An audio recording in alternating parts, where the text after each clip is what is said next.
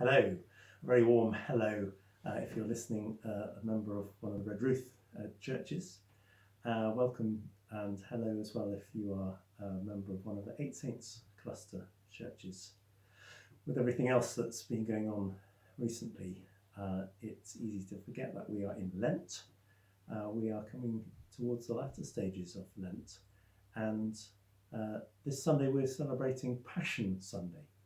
It's that Sunday in Lent where the tone changes and the suffering of Jesus comes into view.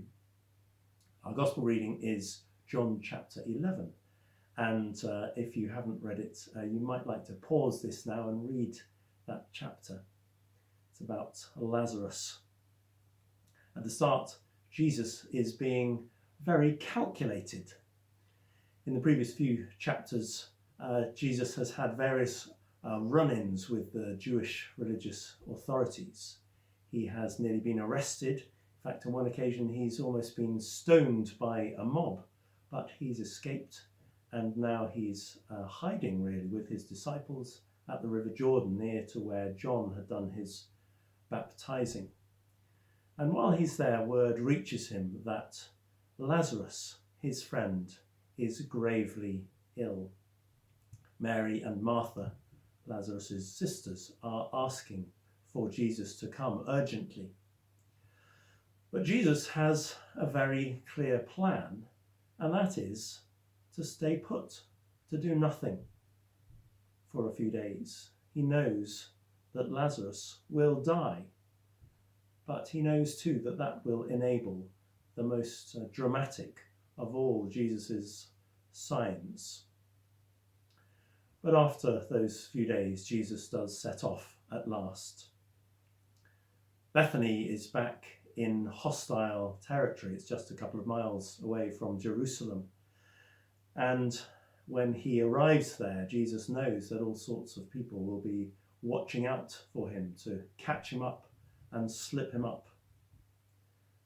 But now Jesus comes back to the home of Mary and Martha and Lazarus, and something changes. Up until then, very much the plan has been that Lazarus must be allowed to die, but now Jesus is confronted by the raw grief of these two sisters, especially when he finds Mary weeping. We read this: "When Mary saw her weeping, and the Jews who had come along with her also weeping, he was deeply moved in spirit and troubled."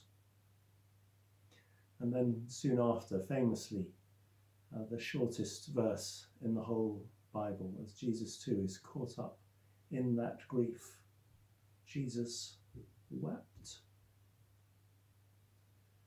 Today in Cornwall, as elsewhere, more than usual, there is real grief in the air.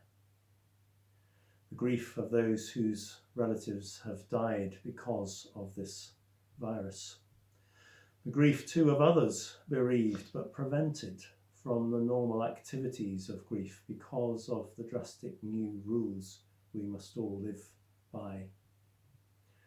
And alongside the grief today, of course, are all sorts of other emotions. Huge anxiety, frustration, uncertainty, exhaustion for some, and real fear. Jesus understands all these emotions.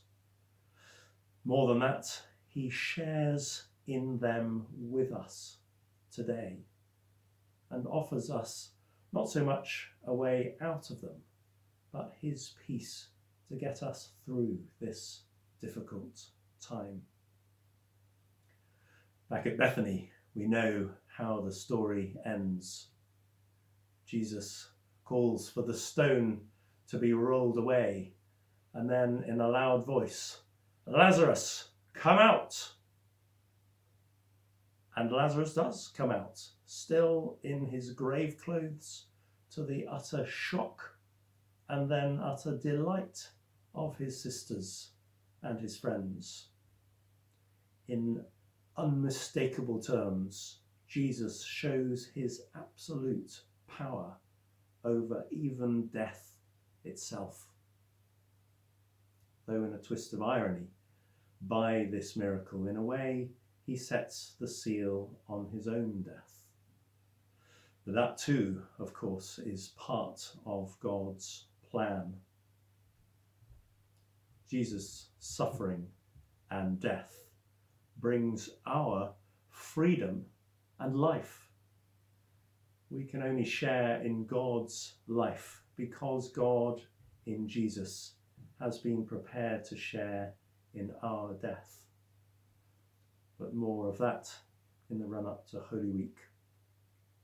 For now, though, perhaps the place to dwell a while is this, knowing that in all we are going through right now, in our uncertainty, in our frustration, in our fear, and in our grief, Jesus is right with us. May God bless us with his presence and his peace.